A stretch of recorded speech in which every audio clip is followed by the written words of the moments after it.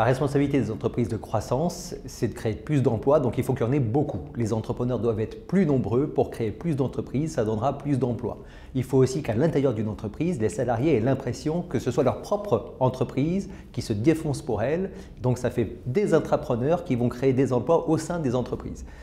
Pour diffuser cette culture entrepreneuriale, il faut s'y prendre très tôt auprès des jeunes. C'est la raison pour laquelle 100 000 entrepreneurs va dans les collèges, dans les lycées, dans l'enseignement supérieur pour dire aux jeunes, vous pouvez entreprendre. Les entrepreneurs apportent leur témoignage pour donner à ces jeunes l'envie d'entreprendre. Le problème du milieu universitaire, c'est qu'on reste trop dans le théorique. On n'a pas assez la pratique. Il faudrait que les entreprises s'immiscent un peu plus dans le milieu universitaire, qu'il y ait plus de liens faits et qu'au final, elles viennent nous chercher un petit peu parce que c'est à elles de nous montrer la voie à suivre. Quand on sort de l'université, on a envie de tester plusieurs choses, plusieurs niveaux, mais on manque de recul, on manque d'expérience, donc c'est plutôt à elles de nous montrer la vraie voie à suivre. Les étudiants qui sont issus des universités se côtoient des disciplines très différentes, aussi bien des sciences dures que des sciences sociales et humaines, que du droit, de la médecine. Donc une grande ouverture d'esprit. Ils peuvent aussi prendre des unités de spécialisation sur ces disciplines. Ils sont au contact des laboratoires de recherche. Ils sont au contact aussi de start-up dans les universités.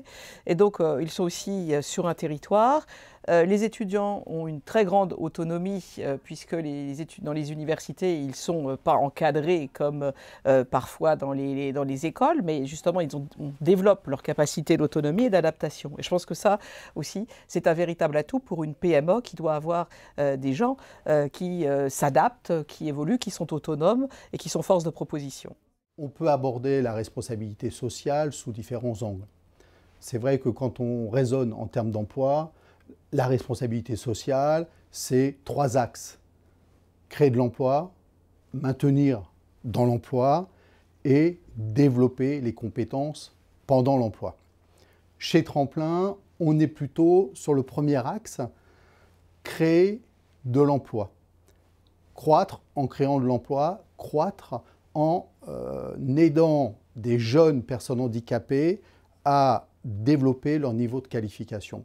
Car le principal obstacle des entreprises, surtout qui sont des entreprises à haute qualification, c'est de trouver sur le marché de l'emploi des jeunes ou des moins jeunes hautement qualifiés. Aujourd'hui, il est hyper important de conserver ces compétences pour pouvoir former des jeunes. Nous, Experts Connect, aujourd'hui, on a 250 missions pour des experts retraités. On met à la disposition des entreprises des experts retraités, donc on est vraiment au bout de l'emploi des seniors. Mais je vois très bien que la vaste majorité de ces missions concernent, en tout cas en grande partie, du transfert de compétences vers des populations jeunes. Et on travaille avec des entreprises qui recrutent massivement. Je pense que c'est l'illustration parfaite de la très forte corrélation qu'il y a entre l'emploi des seniors et l'emploi des jeunes pour conserver les compétences en France. Moi, ce que je dis aux entreprises, c'est que notre pays a fait croissance plus pour la démographie, pour les naissances, et croissance moins pour l'emploi des jeunes. Et qu'on est un des rares pays à le faire. Le pays a besoin des jeunes, les entreprises ont besoin des jeunes, sinon elles délocaliseront pour faute de main-d'œuvre. Et ce que je leur dis après m'être baladé dans pas mal de pays où on fait davantage confiance aux jeunes, c'est les jeunes de France ne sont pas démotivés, démobilisés. Quand ils envoient 200 CV et qu'ils ont à peine 10 réponses et 0 entretien, il ne faut pas avoir la tête haute. Troisièmement, ça ne sert à rien de remettre la responsabilité sur l'éducation nationale et sur la formation.